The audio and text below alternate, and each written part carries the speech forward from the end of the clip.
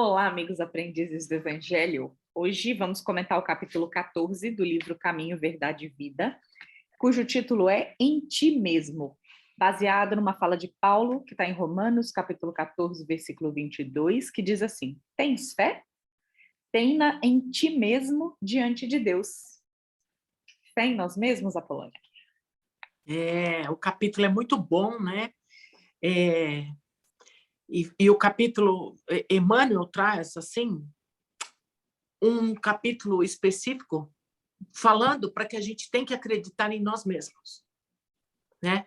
Acreditar que nós somos capazes de mudar a nossa história, que nós somos capazes de fazer além daquilo que a gente imagina, pede para que a gente nos perceba os nossos anseios, nossos sonhos, né? Eu gosto muito de falar dos sonhos, não sonhos de dormir, mas os sonhos que a gente imagina, porque ele te traz muita esperança, né? E através desses sonhos, você tem a possibilidade de correr atrás de uma coisa que você sonhou, de um objetivo, né? E o capítulo vem dizer exatamente isto: acredite na sua possibilidade, na sua capacidade, e que a gente pode encontrar meios para realizar e executar certas situações. Também ele fala da fé na espiritualidade, da fé em Deus, mas que a gente também tem que ter fé em nós mesmos, né? Fé de que a gente, primeiro, nós somos colocados no lugar certo, na hora certa, estamos executando as nossas tarefas, e não é ao acaso que estamos executando, né? E então que a gente possa fazer isso da melhor maneira possível, da forma mais honesta possível. Dar o nosso melhor no nosso local, no nosso trabalho, na nossa família, enfim, seja o que for que a gente for executar, né? Que a gente dê o nosso melhor. Mas mesmo assim a gente dá o nosso melhor e as pessoas reclamam. Mas se você fez tudo o que você poderia, se você deu o seu melhor, você não tem por que se preocupar. E ainda o capítulo diz assim, que se a gente tiver este esforço próprio e a gente prosseguir neste caminho, nessa edificação, principalmente se a gente conhecer os valores da espiritualidade ou das leis universais e a gente criar esse roteiro, a gente cria bases seguras para nós mesmos, né? Então, a gente se blinda, né? A gente tem uma blindagem, na verdade, né? E de que as coisas só tendem a acontecer coisas melhores a cada dia. Mesmo que talvez a gente ache que as coisas que ocorram não sejam coisas boas. Às vezes, momentaneamente, a gente se desequilibra, né? Diante de certas situações, mas se a gente parar para refletir, a gente vai ver que aquilo que aconteceu foi necessário, a gente aprendeu e a gente modificou a situação, né? Então,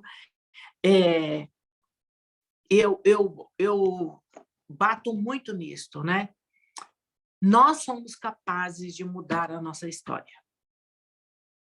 E as pessoas, às vezes, ficam muito indecisas em relação a esta questão, elas ficam desacreditadas de si mesmo, mas podem ter a certeza de que a gente é capaz de mudar o mundo se a gente quiser. Não é isso, Lívia? É isso O que mesmo. você pode completar?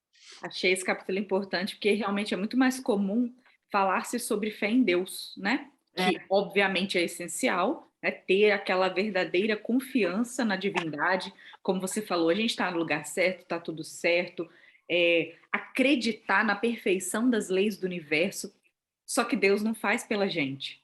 Então nós, crendo em Deus, confiando em Deus e sendo criaturas criadas por Deus, essência da divindade, nós também podemos e nós precisamos acreditar que conseguimos executar. E aqui, quando ele está falando de fé para realizar as coisas, né, o Emmanuel até deixa claro que não, ele está falando de leviandades. Ele até fala de diante de Deus. Estou lendo o lugar errado aqui.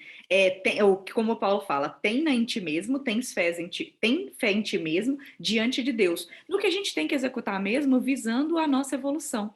E eu adorei um exemplo que ele dá aqui, falando, já que a gente compara, né? Deus é nosso pai, nós somos filhos, comparando com o pai imperfeito da terra.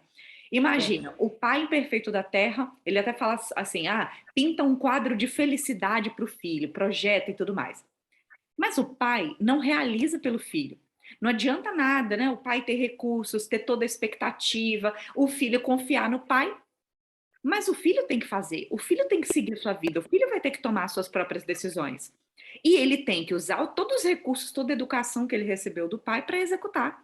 E percebemos, né, nós que lidamos com a educação, a sociedade ficando fragilizada, né? Os jovens, adolescentes, é uma falta de crença no potencial próprio, é uma falta de propósito, né? Assim, a gente fala de propósito na essência. Cadê a essência, né? Qual é a sua essência? O que você quer da vida? E o que você quiser, você pode realizar. Ter essa crença e, como você falou bem, assim, saber que você é capaz de sobrepor as adversidades que possam surgir é essencial, porque isso é a nossa evolução, né? É isso que dita a nossa evolução espiritual. Exato. Exatamente isso. É por isso que eu gostei muito do capítulo. E hoje, lidando com o pessoal mais jovem, e os adultos também, é que a gente fala pouco com os adultos, né? O contato que a gente tem é mais com o pessoal adolescentes, né? E esses adolescentes, eles não acreditam neles mesmos. Eles não acreditam, eles não acham que eles são capazes de criar a própria história ou de mudar. Quando você fala, não, mas no futuro você poderá ser um bom profissional, você poderá ser... Enfim, eles acham assim uma coisa impossível. É uma coisa muito distante da vida deles. E, infelizmente, muitos deles nem a fé em Deus têm. Aquela crença no poder maior que dirige o universo. Isso dá um reconforto, isso dá um direcionamento para a nossa vida tão grande. Exato, exatamente. Então, é isto. Desculpa. Vamos. Seu cachorro. Vamos, então, para o nosso encerramento.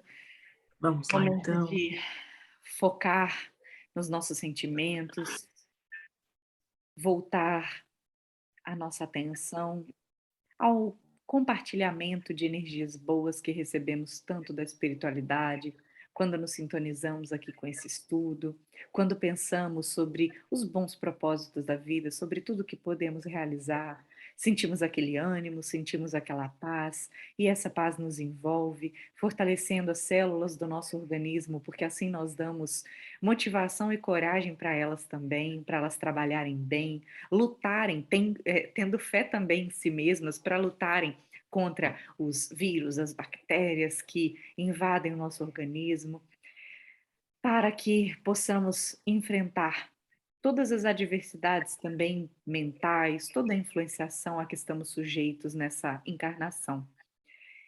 E que possamos também, nessa concentração, ter toda aquela boa vontade de compartilhar essa sensação com os nossos irmãos de humanidade, encarnados e desencarnados. Para isso, pedimos auxílio aos nossos mentores individuais, à espiritualidade responsável por esse estudo, que possamos mentalizar o símbolo da casa como uma forma de união de pensamentos, mentalizando as borboletas se desprendendo, cada uma pegando um pouquinho dessa energia que queremos compartilhar e levando para corações amigos e nem tão amigos assim. Que possamos começar pelo nosso lar, tocando os corações daqueles que convivem conosco, estejam eles nesse momento junto conosco ou não. Essas borboletas vão alcançá-los onde estiverem, envolvendo quem estiverem com eles também. Que os corações dos nossos vizinhos sejam também tocados, em especial aqueles com os quais possamos ter algum conflito, que mais borboletas vão para essas casas, para esses corações, para que um clima de paz se estabeleça.